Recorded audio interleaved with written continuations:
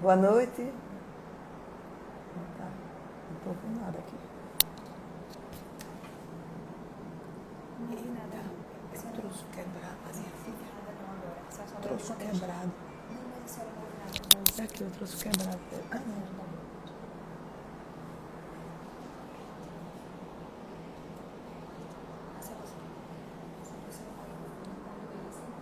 É? Seu Augusto está aí também.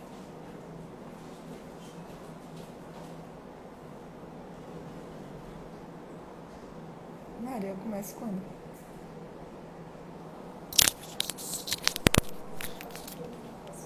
Boa noite.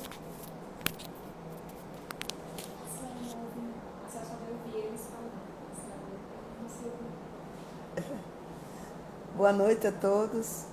É com satisfação que nós estamos começando a quinta sessão de lives comemorativas ao Dia Internacional da Mulher. Sem delongas, eu quero agradecer a presença de todos, inclusive da minha ilustre convidada, e convidar a professora Úrsula Burgos a entrar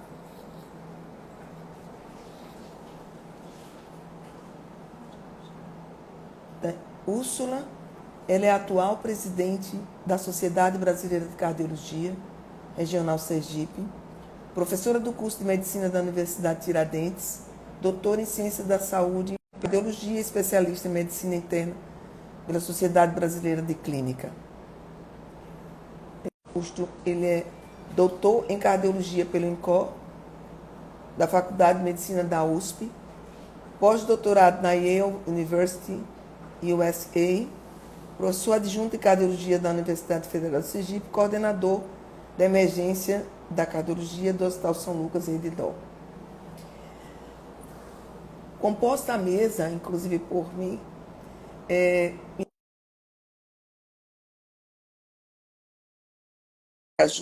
faço parte também do serviço de coordenação da Redidol no Hospital São Lucas, sou professora da Universidade Tiradentes, aqui de Sergipe. Olá, boa noite. Boa noite. Se o som tá bom aí. Como vai, Celi? Tá... Obrigada. Você está me ouvindo bem? Estou sim. Eu estou. E você está me ouvindo? Estou sim. Pronto. Zé Augusto. Nós temos o prazer de convidar, enquanto o Zé Augusto não entra, convidar a professora doutora Fernanda Consolim Colombo.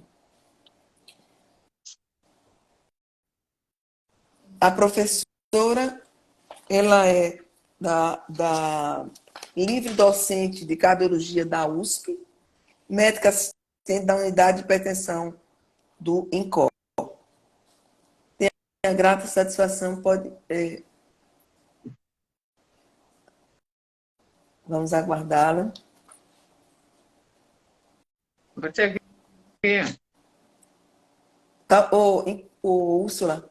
Oi. Eu assistia, enquanto eles não entram, eu assisti uma aula da Fernanda no Congresso de Hipertensão Arterial, Zé Augusto. Tá aqui, não recebi o link. É só clicar. É tudo para ele solicitar. Solicita, né? Ele vai receber as orientações. A Fernanda entrou? Não. Então, eu assistindo a uma aula da professora Fernanda, fiquei assim encantada, porque ela de um poder de síntese enorme, ela nos abordou um assunto que aparentemente é algo, parece muito específico, mas é de uma maneira, está sendo tão, aumentou em tanto a frequência, né? dessa desautonomia está ocorrendo e nos procurando ao consultório, e as pessoas em grande sofrimento. Então, eu convidei para que ela, na Semana da Mulher, ela viesse a nós de uma maneira informal mesmo, assim, em termos de bate-papo, para que viesse abordar, quiçá possamos orientar mais as pessoas, inclusive os colegas. Então, esse é um momento aqui multidisciplinar e um momento de, inclusive, aberto ao público, de um modo geral, né? Porque para que a gente possa conhecer mais essa entidade nosológica E era isso que eu ia falar, né? Que não só ela falar, como a gente, de um modo geral, tentar entender um pouco mais, porque tem muita coisa obscura aí, e coisas que são fatores confundidores, na verdade, né? Exatamente. No nosso dia a dia, que a gente fica com grandes dúvidas, né? Quando pega o paciente Aí com os sintomas que ela vai o falar mais. professor Zé Augusto está entrando. Convidei Zé Augusto, né? Que também trabalhou com Fernanda, são amigos. O sinal é a maior qualidade, tenho a maior honra de ser amiga da Fernanda, porque é uma pessoa assim, singular. E convidei o Zé Augusto para participar do nosso debate, do nosso bate-papo. Zé Augusto, ele também trabalhou muito durante a Covid, todos sabem. É um profissional, um cientista, assim, que nos orgulha muito, né? E eu acredito que essa noite vai ser uma noite assim, muito, muito, muito interessante. Nós vamos aprender bastante e nós vamos poder, e as pessoas vão entender que, embora passem por esse problema e que não está sozinhos, como Fernanda falou, cerca de 3 a 7 milhões de pacientes no mundo haverá de, provavelmente, passar pela desautonomia pós-Covid.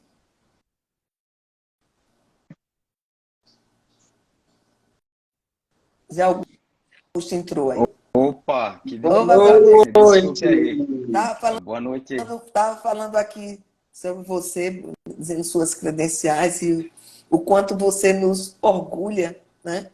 E seu altruísmo em estar sempre nos acolhendo e entrando nos bate-papos, tanto acolhendo internamente a nível de Sergipe, Acaju, como a nível dos colegas também, que vêm nos contribuir com o nosso conhecimento. Olha, eu é que agradeço. Eu acho que isso é fruto da amizade das duas aí, da Fernandinha que entra já, né? Deve estar entrando. E eu me sinto extremamente honrado nessa semana de celebração da mulher, né?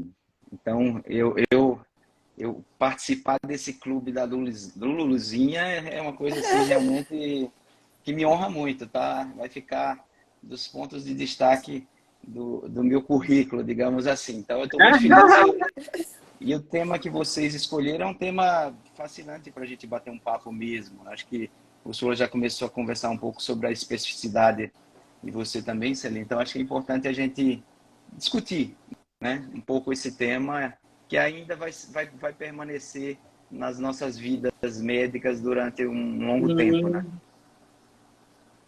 Aproveitar que Fernanda não entrou ainda e também render minhas homenagens a vocês dois. Ela falou do acolhimento, né? Que eu sou testemunha disso, de vocês, o quanto acolhem quem vai chegando na cardiologia sergipana. E, Guto, você está aí no meio das mulheres, não sem seu merecimento, né? Que quem mais do que você tem versado sobre tantos assuntos e com tanta sensibilidade nessa Covid, como foi, com sua fotografia, com sua forma de olhar. Então, tinha mais é que estar aqui mesmo, falando na Semana da Mulher. Obrigado. Eu acho que a Fernanda entrou. Eu acho, Celi, eu acho que ela está passando pela Bahia. Ela está passando pela Bahia. Mas ela... Guto, chega já! Ela é tão rápida. Ela chega já. Chega rápido. Mas eu tive uma dificuldade de receber porque não apareceu solicitar o pedido, né? Foi depois que... que na verdade a pessoa do lado do comentário tem que pedir, né? Às vezes o outro ela não está conseguindo, não sei o que. Mas não apareceu. Ela está na live? Ela está botando pedido para entrar, a gente dá como aceitar. Entrou. Ela aí, ó. Chegou. Passou pela Bahia. Ela passou pela Bahia. Pessoal, boa noite aí. Olá, boa noite. Seja bem-vinda. Fernanda, até Augusto disse que você estava chegando. Aonde estava o link? Uhum. Então, eu não via onde Peraí que deu estava uma o link. congeladinha. Passou? Melhorou? Não? Melhorou? Melhor. É Tá nos melhor. Melhorou ouvindo, agora? Fernanda? Eu estou perfeitamente. Eu não sei se vocês estão me ouvindo. O problema é que não aparecia o solicitar entrar. É isso, exatamente. O É meu eu tive essa estranho. dificuldade também, Fernandinha. E aqui a gente botava aceitar, aceitar e não entrar. Mas tudo bem. Eu estava lhe Bom, apresentando, Fernanda, que que bom. embora professora livre docente de cardiologia da USP, médica assistente da unidade, um dos maiores privilégios que a gente tem é você ser nossa amiga, né? Então, você é uma pessoa que está contribuindo de longe, de perto, está sempre contribuindo com o nosso conhecimento. E eu estava falando como eu vi a ter contato com esse tema, foi através de uma palestra que você apresentou no Congresso de Hipertensão Arterial, e que eu fiquei impressionada com os números, né? Já tinha ideia, mas assim, É não, verdade. de longe eu imaginava 3 a 7 milhões de pacientes com desautonomia, essa é uma grande possibilidade. E nós estamos aqui para bater um papo informal, mas Perfeito. preenchido de conhecimento, para que as Tá. pessoas que estão em sofrimento, que aqui nós estamos com o público em geral, médicos, colegas, estudantes, e Ah, tá. também Perfeito. pacientes. Eu estou vendo aqui, inclusive, uma Perfeito, paciente perfeito. minha Ah, que que legal. tem 3 meses de sofrimento, mas que, graças a Deus, está superando, né? Tá. Então, vamos lá. Tá bom. Então, você quer que Minha eu comente palavra. alguma coisa? Tá bom. Primeiro, muitíssimo obrigado por estar com vocês aqui, meu amigo de coração, Zé Augusto, que de tudo que a gente conviveu juntos, ele também me apresentou a Celi, minha amiga de coração, que eu adoro de paixão. Conhecendo você, muito prazer agora. E assim, vou ser bem breve, porque eu já perdi muito tempo, né? Já atrapalhei muito. Então, na Imagina. verdade, é o seguinte: quando a gente fez uma revisão a respeito dessa situação de desautonomia, primeiro a gente tem uma dificuldade, né, pessoal, da gente definir o que é desautonomia. Então, de uma forma muito simples, talvez a gente fale que desautonomia é um descontrole, assim, uma redução do controle fino de pressão arterial, frequência cardíaca, dentre outras coisas que o sistema nervoso autonômico também tem. Então, a gente, por exemplo, o sistema nervoso autonômico, ele controla a nossa sensação de frio, de calor. Então, são sensações, sensibilidades, taquicardia, pressão sobe e desce, uma falta de ar estranha. Então, várias coisas o organismo controla e a gente nem imagina que isso está acontecendo, né? A gente fala autônomo porque a gente nem percebe, não precisa dar ordem para o organismo para ele conseguir controlar isso tudo. E quando existe uma doença como o Covid, e aí depois o que o senhor Zé Augusto vai falar, porque ele fez uma belíssima revisão das hipóteses de como aquele vírusinho poderia dar toda essa confusão no controle, né? Não só respiratório, mas no controle cardiovascular também. Então, isso tudo chama atenção e a gente começou a ver muito paciente, né? Já começa a subir, baixar, taquicardia, sintomas de como se fosse pânico, mas na verdade não é pânico, mas a pessoa tem isso. Isso bastante associado a essa situação pós-Covid. Mas, assim, eu juro, eu tenho um pouco de dificuldade de querer rotular tudo isso que acontece como sendo sistematicamente pós-Covid. E tem muitas coisas que podem estar acontecendo que a gente tem que ficar atenta, mas assim, escutar a queixa do paciente é a primeira coisa, né? Quer dizer, era de um jeito, mudou. E a boa notícia é que, embora exista uma alta prevalência, a gente não sabe muito bem quanto, né, Celi? Uma coisa de Exato. milhões mesmo, né? Se a gente imaginar o número de pacientes que foram acometidos de Covid, nós vamos colocar aí 3% de pacientes que possam ter esse descontrole autonômico, que a gente chama, né? Descontrole dessas variáveis que a gente nem percebe que tem, né? A gente nem percebe de coração, de repente ele começa a pular no peito e assusta. Então, é um número grande, né? Então, é alguma coisa que vai sim aparecer nos consultórios, talvez ainda a gente se debruce sobre esse problema há algum tempo. E, então é isso, são descontroles de coisas básicas que a gente tem e as pessoas começam a sentir essa sobe e desce de pressão, taquicardia, sudorese, sensação de frio, de calor, uma série de outras coisas. Às vezes um desconforto gástrico, nossa, minha digestão era tão boa e agora não fica muito boa mais. Então são vários sistemas que podem acontecer. Com relação especificamente ao sistema cardiovascular, o que a gente vê é que isso regride, né? Na verdade, assim, esse descontrole maior regride, mas a gente acabou de fazer um trabalho bastante grande em que a gente viu que fica um aumento da atividade simpática, assim, a pessoa fica mais, como é que eu posso dizer, ela fica mais responsiva a qualquer estresse do meio ambiente. Então, isso realmente acontece, a gente não sabe quanto tempo isso persiste. Até 6 meses a gente sabe que está lá, nós vamos avaliar daqui a um ano, daqui a um ano e meio, e vamos ver se isso começa a melhorar. Clinicamente melhora, eu acho que é isso.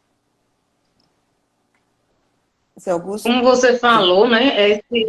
Esses sintomas, assim, são muitas vezes inespecíficos, né? A gente tem essa preocupação de não taxar, mas na sua experiência, quando é que a gente deve desconfiar que isso, de fato, é uma desautonomia atribuída à Covid?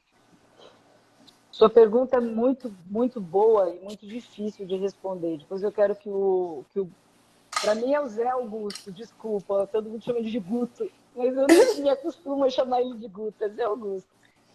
Depois eu quero ver a opinião do Zé Augusto, mas o que a gente percebe é que, assim, a intensidade do sintoma, quando ela é realmente grande o suficiente para o paciente chegar a procurar um atendimento médico, é porque tem alguma coisa por trás. E geralmente a gente consegue detectar isso em exames. Então, o exame simples, por exemplo, que é medir várias vezes a pressão, chama-se um exame de monitorização da pressão, ou então outro exame que é simples, que a gente faz um registro dos batimentos cardíacos, que é o Holter, a gente consegue ver isso. Então, são exames simples que a gente vê um aumento e queda da pressão arterial grande, um aumento e queda da frequência cardíaca. Então, a gente tem como detectar que os sintomas são de fato grandes, né? Quando a gente fala desse descontrole do sistema cardiovascular. E isso é uma coisa assim, olha, eu não tinha nunca e agora estou tendo. Mas sempre vai ficar uma inferência. Eu não tenho como provar. Provado, né? Matar cobra e mostrar o pau, a gente não consegue. E aí, posso? Pode falar, Guto. Depois eu falo. Pode falar. Fernandinha, muito bom estar aqui com você, viu? Excelente nessa sexta-feira. Realmente, eu só queria expressar a amizade que eu tenho às 3, mas aqui Fernanda é que está mais distante da gente, Úrsula e Celi, a gente está sempre juntos. Então, Fernandinha, é muito bom. É uma honra estar com vocês três nessa semana da mulher, que a gente celebra a mulher. Veja, eu acho que assim, só pegando um gancho do que acontece quando tem um terremoto, por exemplo, Itália, Chile, etc., os indivíduos ficam, às vezes, 6 meses com tendência trombogênica, né? Alguma coisa, né, Fernanda, acontece que deve ser mediada pelo sistema nervoso autonômico, que fica uma desregulação que pode ser subclínica, mas que pode levar a um infarto. A Covid foi essa tempestade, né? Foi esse terremoto, foi essa catástrofe mundial. Mas a gente pode pensar que isso é pós-SARS-CoV-2, ou a gente pode pensar que foi SARS-CoV-2, mas foi um vírus, que poderia ser outro vírus, pode pensar que foi essa comoção mundial, pode pensar que foi o estresse pós-traumático, pode pensar que é a síndrome pós-UTI, pode pensar que é uma síndrome pós-hospitalização, pode pensar que é uma síndrome pós-viral qualquer. Então, todo esse contexto de fim de mundo que todo mundo viveu e o fato que a gente observa isso, que os indivíduos apresentam queixas, né, conceitualmente após 12 semanas do quadro agudo, a gente chama Covid longa, síndrome pós-Covid, etc. E quando se fala em desautonomia, eu concordo 100% com Fernanda. Agora a gente precisa definir um pouco, de tentar entender que existe uma desautonomia, Fernanda estudou muito isso, né, desde sempre, que é vista em laboratório, análise espectral, variabilidade de frequência, variabilidade de pressão, ajustes muito finos dessa fisiopatologia, Mas existe uma desautonomia mais clínica. Essa é que a gente talvez esteja discutindo, qual é a relevância clínica desse fato. A gente tem casos exemplares, a gente tem um colega médico cujo irmão ficou internado na nossa UTI, que ele fazia, Fernanda, foi até publicado como caso clínico, fazia 200 milímetros de mercúrio de pressão, daqui a pouco voltava para 80 e ficava vasopressor, vasodilatador, vasopressor, vasodilatador, uma correria durante 2, 3, 4, 5 dias até estabilizar. Talvez se a gente fosse monitorizar ele durante 2, 3, 4 meses, a gente ia encontrar uma desregulação, mas não mais clinicamente tão perceptível como a gente viu na UTI. Então, o que eu acho é que cabe, Fernanda colocou bem assim, cabe ao clínico, né, perceber, e eu não gosto muito do termo pós-Covid, porque síndrome pós-UTI, o indivíduo tem alteração cognitiva, o indivíduo tem desabilidade, síndrome pós-dengue, o indivíduo tem fadiga, o indivíduo pode ter taquicardia postural, ortostática postural, algumas viroses a gente sabe que pode levar a isso, e o quadro de pânico que também confunde. Então, eu não sei se é o vírus especificamente que está dando isso, e talvez interessa menos e muito mais interessa como é que eu vou reabilitar meu doente que está apresentando essa queixa. Então, eu acho que o principal passo é, de fato, fazer uma boa história e conhecer se isso é novo.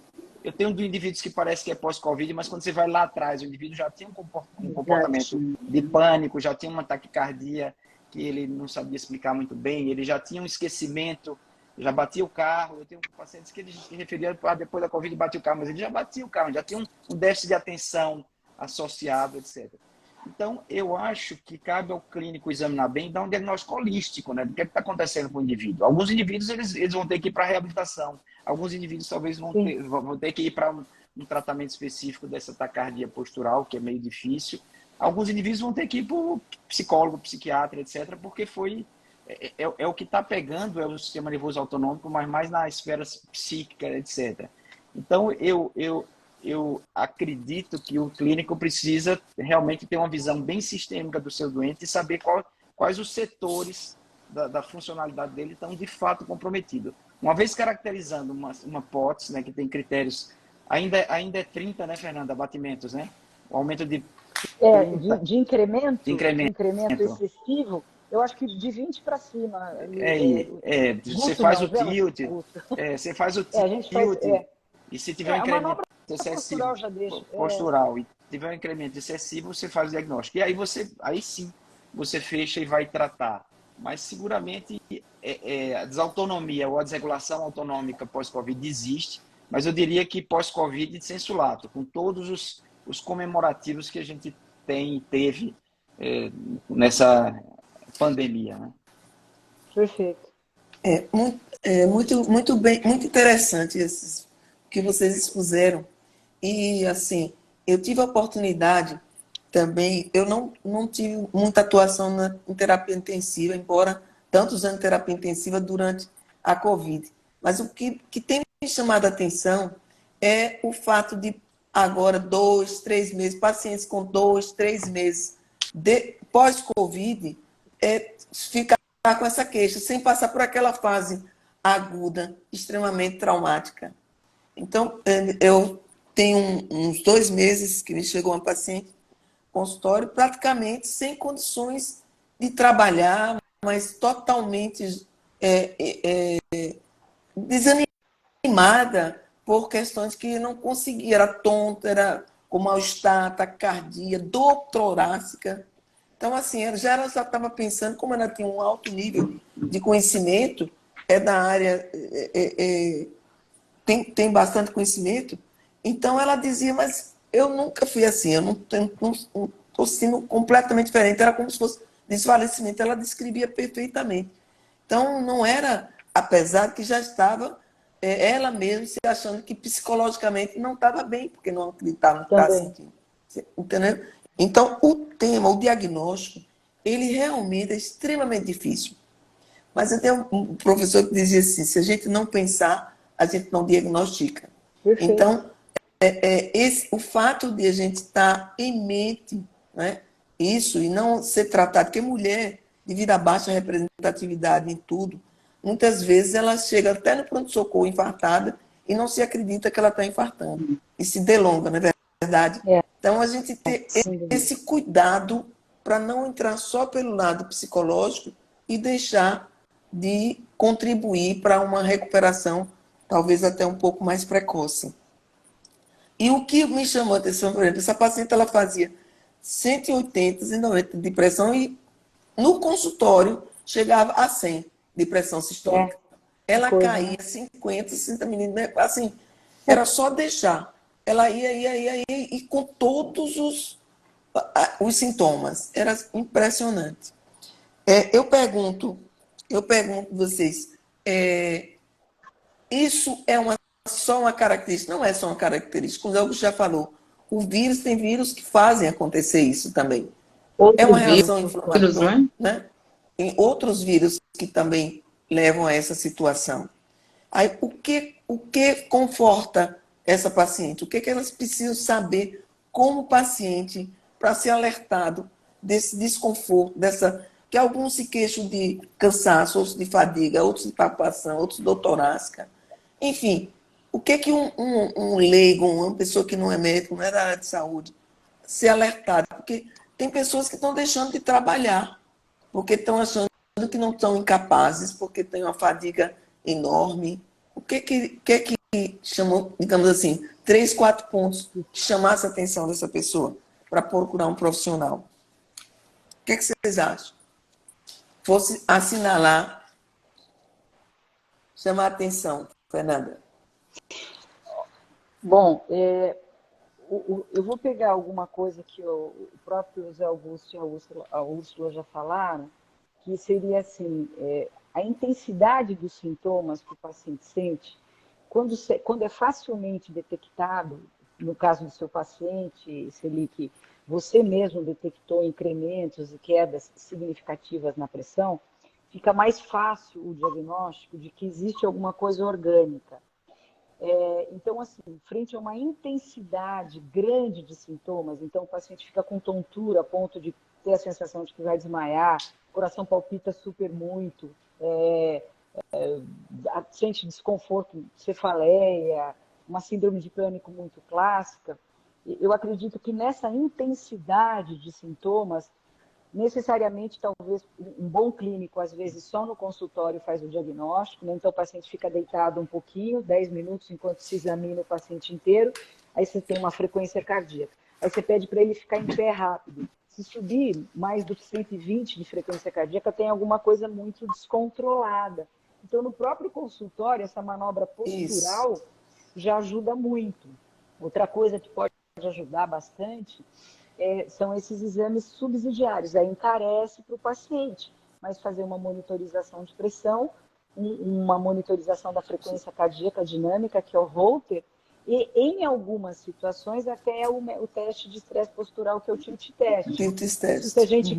Isso se a gente quiser ser muito fino no diagnóstico, mas às vezes, quando o quadro está escarrado na frente, né? Então eu tive uma menina de 20 anos que estava com 140 do nada da frequência. Ela estava bem, de repente a frequência ia para 140 e tal. Aí, quando a gente detecta isso, a gente manipula com um pouquinho de medicamento, né? Olha, tome mais água, orienta para sentar, não levantar rapidamente, senão vai cair a pressão. Nesses determinados momentos, em alguns pacientes que já são hipertensos, melhorar um pouquinho a medicação antihipertensiva. Aí a gente pode sugerir uma série de outras medicações, mas, assim, eu diria que a intensidade do sintoma. Muitas vezes, o paciente ele sente uma fraqueza, e até para a gente entender que isso não é uma pericardite que aparece, ou que não está com uma disfunção miocárdica grave, eventualmente um exame complementar, como um ecocardiograma, poderia ser feito. Mas não em todo mundo, né? Quer dizer, isso vai um pouco do critério da gente durante a consulta. Mas ajuda muito esses exames frente a uma intensidade muito grande de sintomas do paciente, e quando a gente vai achar que tem que monitorizar ou vai ter que manipular com drogas, para ajudar pelo menos numa fase, porque isso a tendência é melhorar. O que a gente viu, Zé, que é bastante interessante, os pacientes que tiveram Covid grave, que foram para UTI, eles mantêm, independente de ter clinicamente desautonomia, quando a gente leva para o laboratório está tudo muito alterado mesmo, comparado com o que não teve doença grave. A gente sempre avalia um número muito pequeno de pacientes, mas a intensidade da infecção mantém uma alteração mais, assim, mais prolongada, pelo menos, no ajuste fino. Mas é claro, assim, ele falou uma coisa importante, às vezes o paciente passa, não teve essa fase de gravidade, e de Isso. repente começa a ter. Aí é como o Zé Augusto falou, eventualmente, quando a gente não detecta por esses exames básicos, né, alterações significativas, aí a gente vai excluindo alguma coisa orgânica e fica o componente psicológico, que é muito, muito, muito difícil da gente abordar. Porque é isso, é estresse pós-traumático, né? Foi um trauma para todo mundo, né? Então, não deixa de ser um terremoto avassalador que nos aconteceu. Interessante, Fernanda. Fala, Zé. Pode falar. Veja, eu acho que todos nós temos experiência grande até com cirurgia cardíaca, né? Muitas vezes aquele doente que você indica bem, você faz uma cirurgia que você sabe que está altamente bem indicada, com lesão de tronco, etc. O indivíduo faz uma boa cirurgia, está bem revascularizado e ele fica 3, 4, 6 meses, um ano, ainda patinando para reabilitar. Ele fica queixoso, ele tem dor no tórax, ele tem palpitação, Imagine uma coisa muito menor do ponto de vista coletivo, que foi uma cirurgia, uma intubação de 24, 48 horas, e ele fica ainda um ano sentindo isso. Então, eu acho, Celi, que é extremamente importante que a gente faça um bom diagnóstico desse doente. A gente tem métodos diagnósticos como o MAPA, a gente tem teste cardiopulmonar para avaliar a funcionalidade, se é condicionamento, se é coração, se é pulmão. A gente tem diagnóstico da fisioterapia, que hoje eu respeito demais. Um bom fisioterapeuta ele pode dar um diagnóstico funcional. Mas a gente tem casos que o indivíduo teve exacerbação importante da ansiedade, que 3, 4 vezes no pronto-socorro, porque ele abriu um quadro de Guillain-Barré muito atípico. Ele tinha, às vezes, uns tremores no corpo, ele tinha uns movimentos aleatórios, umas pinicadas, e a gente achando que era só ansiedade. Daqui a pouco, terceira internação dele, ele começou a perder força, ele estava evoluindo com Guillain-Barré. Mas já tive também aquele indivíduo que tem um flashback de guerra do Vietnã, né? Aquele indivíduo que fica lembrando aquele medo de ser entubado, aquele bip da UTI, que ele fica sem conseguir dormir, com uma insônia importante.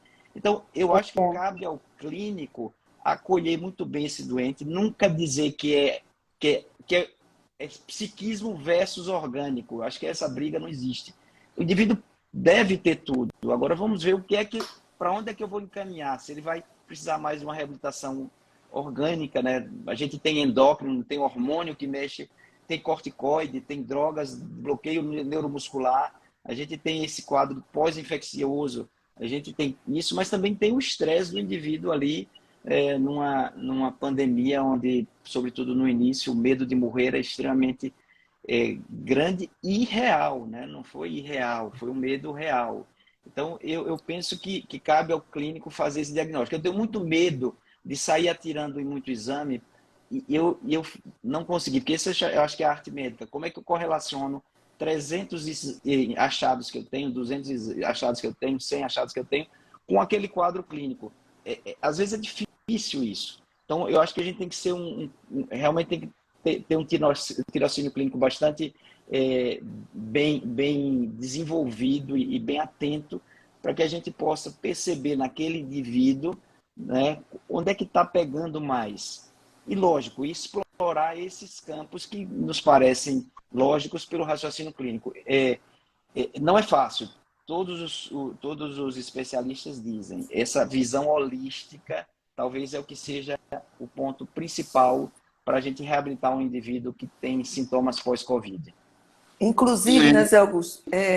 Inclusive, Fernando e Zé Augusto, você escutar, né, o doente, né, ao escutar, né? Porque hoje, eu acho que cada dia a gente está ouvindo, escutando menos a queixa do doente, o doente. E ter tempo, inclusive, para avaliar mesmo. Botar o paciente sentado, medir a pressão, fazer uma boa propedêutica, né? Uma propedêutica, deitar, sentar o paciente, deixar ele um tempinho em pé. Quer dizer, Perfeito. então, precisa isso tudo, não só, né, com desautonomia, mas de um modo geral, esses sintomas. Quando o paciente é muito cheio de sintomas, muito cheio de queixa, a tendência, às vezes, é se desprezar um pouco as queixas e não tentar entender queixa por queixa e selecioná-las.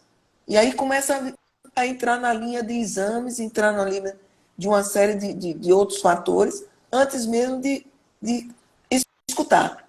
Né? Porque esses Esse diagnósticos que mexem, diagnóstico, né? esses diagnósticos que mexem com, que precisam de filigrama, né, da clínica, precisa de entendimento, de você escutar bem, de você examinar bem, é difícil, é sempre muito difícil. Né? Nessa situação, eu vejo que o diagnóstico diferencial é muito desafiador.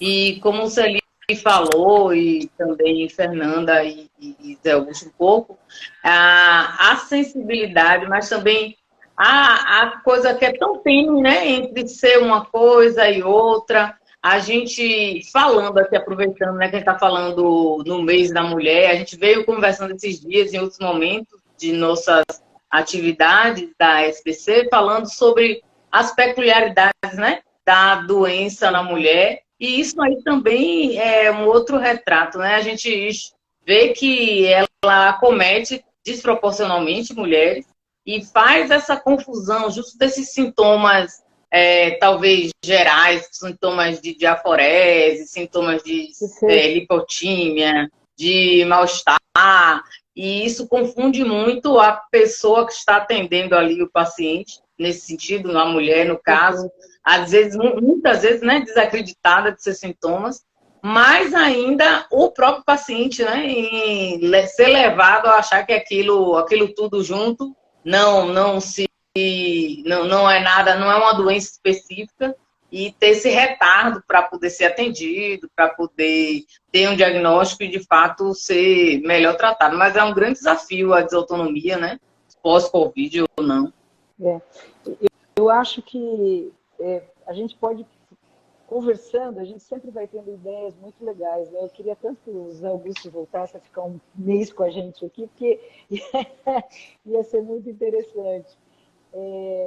Na verdade, é interessante. Parece que existe uma linha, né, em que eu tenho um espectro, em que eu tenho uma situação em que eu tenho nada orgânico, não diria nada, né, mas eu tenho muito pouco orgânico e muito psicológico, e do outro lado a gente tem muito pouco psicológico e muito orgânico. Então a gente tem assim, como se fossem dois triângulos, né, um se sobrepondo ao outro. Então, isso é uma coisa muito importante. Todo paciente pós-Covid, eu acho que a gente nunca vai conseguir dizer isso é puramente orgânico, isso é puramente psicológico, jamais. Eu acho que a gente vai ter que graduar. Neste paciente, ele tem tudo isso orgânico e um pouquinho psicológico, no outro ao contrário. Ele tem bastante psicológico e pouquinho orgânico. Então, qual é aonde se encaixa meu paciente nessa linha?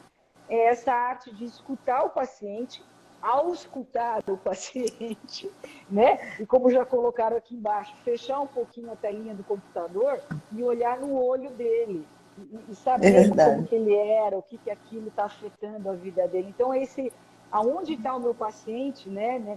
Nessas duas colocações, eu acho que é perfeito que o Zé Augusto levantou essa bola para a gente. E a reabilitação desses pacientes? Como que passa o processo de reabilitação? Precisaria de recomendações específicas ou simplesmente pode ser entrar num contexto geral? Paciente, eu falo com o paciente com desautonomia, porque hoje tem coisas específicas que fazem, mas a gente não sabe exatamente onde é que está essa divisão. Busca um especialista, fisioterapeuta, busca um professor de ginástica, precisa acompanhamento, tem risco de vida, como que é isso? Que vai mais uma vez diagnóstico, né? A gente tem pacientes com miopatia do doente crítico, com polineuropatia irreversível do doente crítico, às vezes a gente vai ter que lançar mão de um programa de fisioterapia avançado para esse paciente. Eu tive pacientes que ficaram com o pé caído, né? Ficaram com o pé caído, dificuldade de andar de marcha irreversível, né? Avaliado pelo neurologista, com eletroneuromiografia, diagnóstico conclusivo. Esse indivíduo vai ficar um sequelado para o resto da vida. Outros vão ter uma certa dispneia de esforço, uma redução da capacidade funcional, de condicionamento, mas o cara tem uma cabeça boa, ele consegue voltar a caminhar, consegue voltar a nadar, consegue voltar a se inserir nas atividades de forma lenta e gradual, seguindo as diretrizes, um eletro, uma avaliação cardiológica, etc., sobretudo o indivíduo que passou em UTI. Então, eu acho que vai depender, mais uma vez, de como você faz o diagnóstico.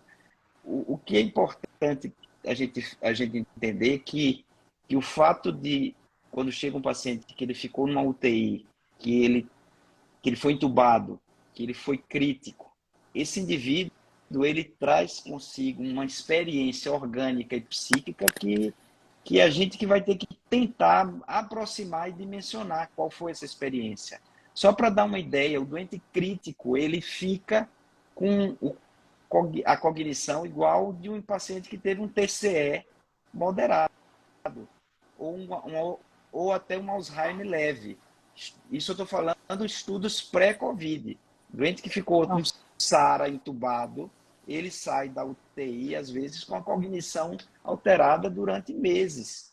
E alguns talvez não retornem. Então, eu não sei se é exatamente o SARS-CoV-2 ou é toda essa experiência. A gente sabe que tem indivíduos que não... Eu tive paciente que ela não teve Covid, só o fato dela ter ficado confinada. Era uma idosa, mas uma idosa muito ativa, de 94 anos. Só o fato dela ficar confinada em casa, ela não conseguia se levantar da cadeira sem auxílio. Porque ela era uma pessoa... Isso é fato. Ela enferrujou. Muito, né? Regride muito. Ela enferrujou, literalmente. Ela ia com a fisioterapeuta no meu consultório para ir para a maca para examinar, ela tinha que ter ajuda. E ela era muito fagueira. Ela era extremamente autônoma.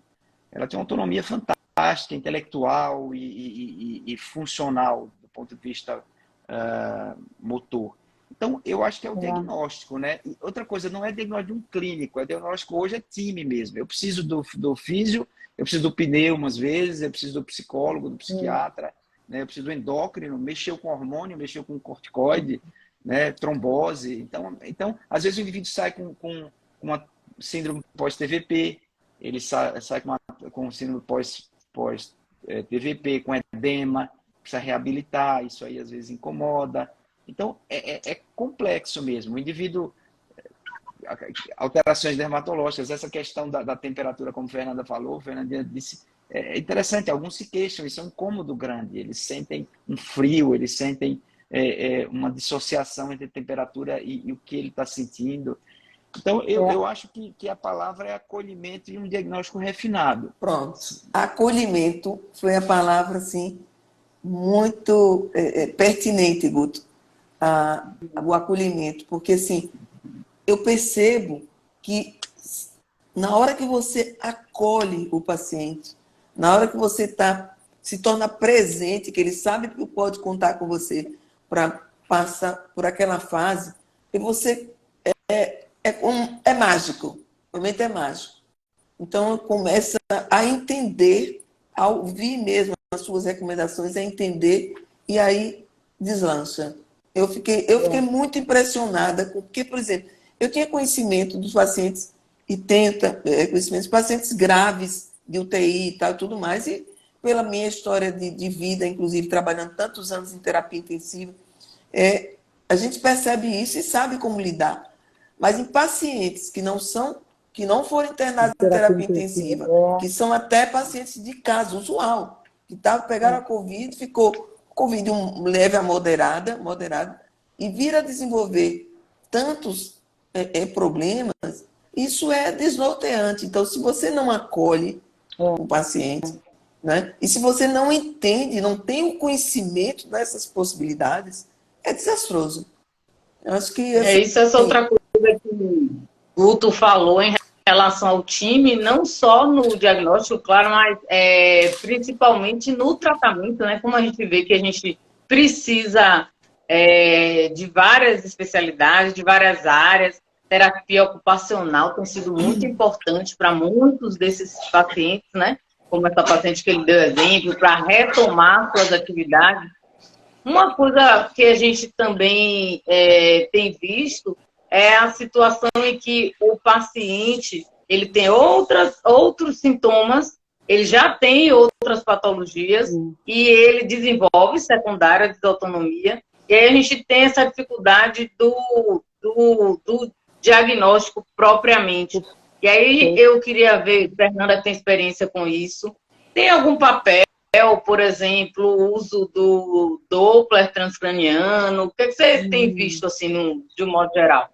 Então, a tua pergunta é super importante também, Ursula, no sentido de o que me traz mais informações com relação ao binômio, vamos chamar dessa forma, né? Frequência cardíaca e pressão arterial. Porque, assim, o paciente tem um monte de transtorno de suor, tal. A gente não fica fazendo teste do suor, essas coisas, porque é muito difícil.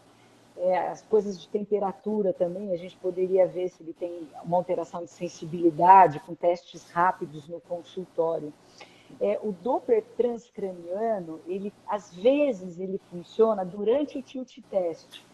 Então, por exemplo, se você faz, o paciente já está no teste do estresse postural, né, o tilt test, você inclina e a pressão cai muito, às vezes, você fazendo Doppler transcraniano junto com o tilt test, você vê uma alteração de fluxo significativa, cai muito o fluxo para o sistema nervoso central.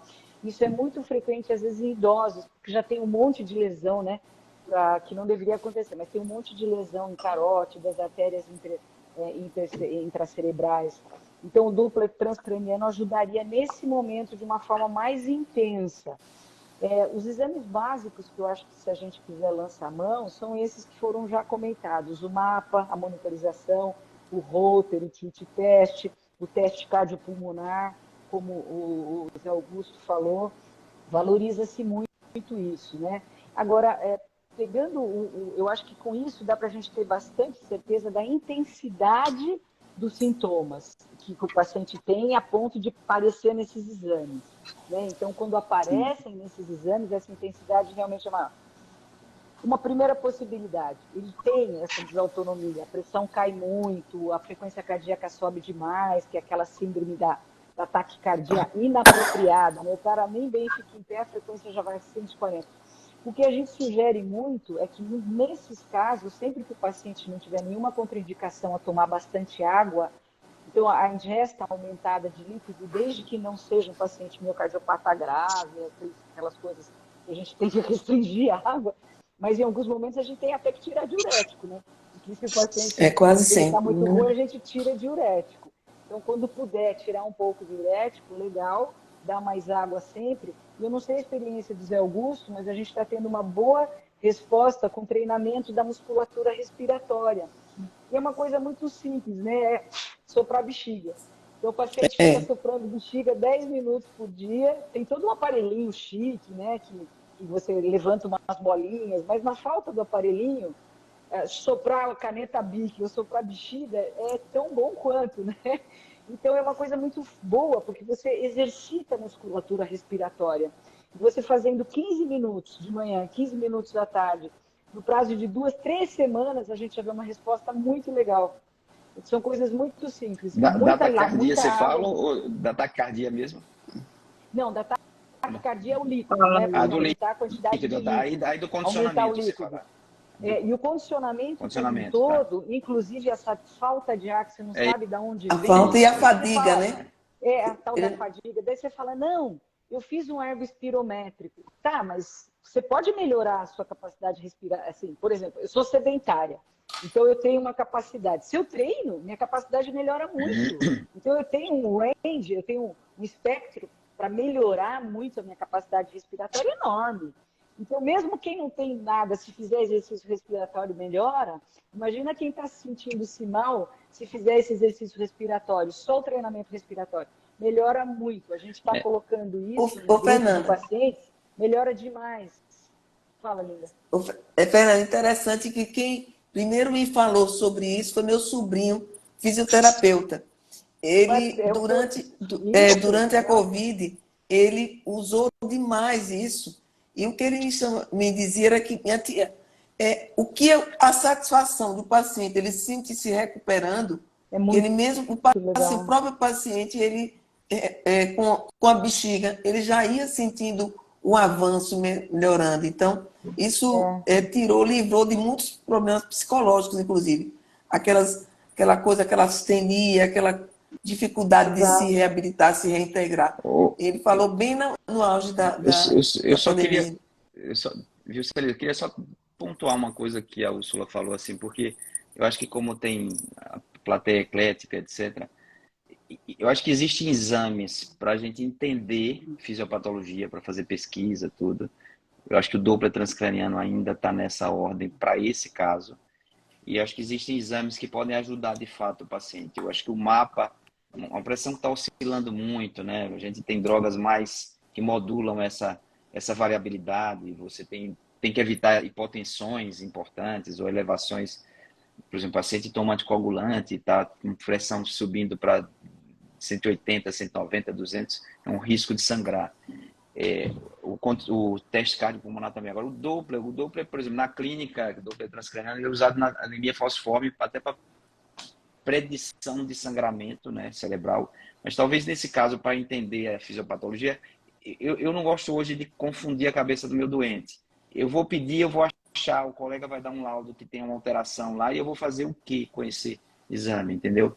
Eu tenho muita preocupação num cara que já está meio que impressionado com tudo que ele passou, sentindo N coisas, eu dar uma alteração de um exame que a gente não tem ainda valores normativos muito definidos. Então, eu tenho restrito um pouco, eu tenho ido para uma abordagem holística, eu acho que você ali colocou, quando o paciente nota que a gente tem interesse por ele, isso já é um caminho importante da cura ou da busca da cura, né, pelo menos. Então, a gente tem que ter interesse genuíno. Parte dessas alterações devem ser reversíveis, outras são sequelares. Às vezes, o indivíduo, de fato, o indivíduo que ficou com fibrose no pulmão, ele vai ter que se acostumar a ficar menos condicionado o resto da vida. Isso existe, essa dúvida de quantos vão se converter em uma fibrose né, com 10, 15, 20 anos. Então, tem sequelas, essa que eu falei do paciente com polineuropatia, ela é eterna. Segundo o neurologista, ela não vai reverter. O indivíduo vai ter sempre uma dificuldade desse pé caído. Ele melhora um pouco com o físico, mas vai ficar com essa sequela o resto da vida. Então, eu acho que dá para a gente fazer uma boa medicina, uma medicina bastante ampla, bastante sistemática, com um bom raciocínio no aspecto cognitivo, no aspecto funcional, no aspecto psíquico, tentar, né, integrar tudo isso e fazer uma programação para esse indivíduo, com esses times, a depender, como o Fernando disse, se graduou mais psiquismo, mais orgânico. Às vezes o indivíduo sai com miocardiopatia, né? Ele vai precisar de um especialista em ciência cardíaca, o indivíduo sai com arritmia cardíaca, ele pode sair com sua fibrose, eventualmente sair com foco lá, com arritmia. Então, eu acho que é o diagnóstico que tem que ser muito bem feito, né? E pegando o carona um pouquinho aí nisso, é também importante a gente falar da reabilitação, né? Do quanto que, entrando a reabilitação, claro que tem muita coisa, como você falou, que vai ficar perene no paciente, sequelas que ele vai ter que se readaptar, mas também muitas coisas que a gente consegue reabilitar, principalmente nessa área, né, de desautonomia. Eu tenho visto muita queixa, inclusive, não sei se é a experiência de vocês, no pós-Covid, pacientes, atletas, né, tendo mais sintomas. Sim. Até, e é importante que a gente foque essa questão, que o exercício é bom sim, gente, e que a gente precisa pensar na reabilitação, deve ter alguma causa aí, alguns falam por causa talvez, do tamanho, né, paciente mais magro, com uma volemia menor, não sei bem, mas é importante a gente pensar que a reabilitação é possível, né? Perfeito. Eu acho que quando o paciente já sai da Covid, como o Zé Augusto está falando, com grandes alterações, com certeza absoluta existe a chance de ficar uma cicatrização, entre aspas, né, sequelas maiores. Agora, quando a gente está falando, como no caso do paciente da CELI, que estava bem, nem teve nada muito grave, de repente começa a ter, essa desautonomia que se manifesta realmente nada a ver com a fase aguda, a chance dela reverter é muito maior. Então, mas durante esse período parece um tsunami de novo, né? Um pesadelo, Então, um pesadelo. Um pesadelo de novo. Então, eu acho que, assim, tudo que foi comentado, só para dar uma fechadinha, porque daí eu falo tchau para todo mundo fala, eu acho que a gente tem que ter isso, né? Ouvido, acolhimento, além da ausculta, exame físico minucioso, usar o mínimo possível de taxações, né? Que eu acho, e dar um acolhimento.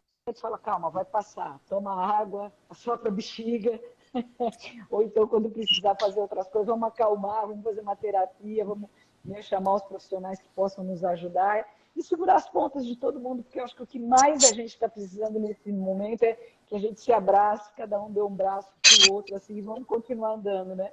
Sozinho não vai dar, não. Obrigada por estar aqui, pessoal. Obrigada mesmo. O tempo está se esgotando, né? Faltam 2, 3 minutos. Então, eu quero que cada um de vocês, por favor, Fernanda passou a mensagem dela. Eu gostaria que a Úrsula também se manifestasse, Zé Augusto, para que a gente possa laurear, né, esse nosso encontro, porque foi realmente, extrapolou o objetivo, eu acredito, né? Deu o seu cunho científico, a sua informação científica, né? Falou-se de como tratar o paciente, de como acolher o paciente e também da multidisciplinaridade, a reabilitação. Então, nós fomos da fisiopatologia, né, à reabilitação de uma entidade que não é tão incomum, que está mais frequente e que nós não sabemos exatamente como será definida, né? Ficará definida. Então, eu quero agradecer e, do fundo do coração, quero ouvir o que Zé Augusto vai dizer e já agradecer a vocês por esse momento tão grandioso. Eu só tenho que agradecer o grande presente que eu tive de ser convidado para essa live, né? Sexta-feira, um happy hour maravilhoso com 3 grandes amigas, queridíssimas do coração. Acho que aprendi muito, a gente trocou ideias, trocou experiências, abriu mais a minha cabeça em relação ao tema. Eu acho que é isso, eu vou focar em fazer o diagnóstico do doente. O doente, ele traz uma história, ele teve uma experiência, essa experiência ela é peculiar, ela é individual, cada um absorve de uma maneira, e a gente vai ter que fazer esse diagnóstico, se o coração dele foi vítima, se foi o rim, se foi o sistema nervoso autonômico, se foi o gastrointestinal, ou se foi o psiquismo, ou se foi tudo junto e misturado um pouquinho, com doses um pouquinho de cada coisa, e a gente vai tentando aí recompor, reconstruir esse indivíduo que foi, de certa forma, aquebrantado, né, esfacelado, né, nessa pandemia que um marco histórico, né? Infelizmente é um marco histórico e eu espero que a gente aprenda positivamente até para trazer essa medicina mais integrativa, mais humanizada, mais holística. Obrigada. Eu quero também agradecer de estar aqui com vocês. Foi, como disse Guto, um momento muito assim de troca de conhecimento, de enriquecedor, a gente abrir o olhar para essa condição, né, da desautonomia.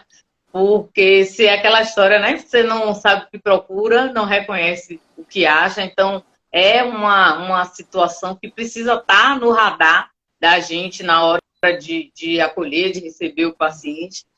A pandemia deixou a gente com essa incumbência de ser mais ainda, né, acolhedor e de pensar com mais sensibilidade nessa pessoa que chega para a gente, né? Então, foi um grande aprendizado aí esse momento com vocês. Obrigada. Ei, até quero a uma próxima. Foto com vocês. Quero uma foto com vocês. Vamos! Vamos lá. Espera aí, mais uma. Esse tem que sair aqui. Espera aí, que está em cima. Manda para mim. Eu mando. Espera aí, que tem... Pronto, agora mais uma. Pronto. Esse Quem fotógrafo de maravilhoso. foto é ele. Oi, Quem obrigada entende de a foto é o todos que Zé. nos está Gente, Boa assistindo noite. também. Beijo. vamos Né? voltar a nos Tchau. falar em breve. Obrigada. Tá, um abraço. Beijo. Tchau. Tchau. Boa noite a Boa noite, boa todos. noite. Obrigada. Boa noite.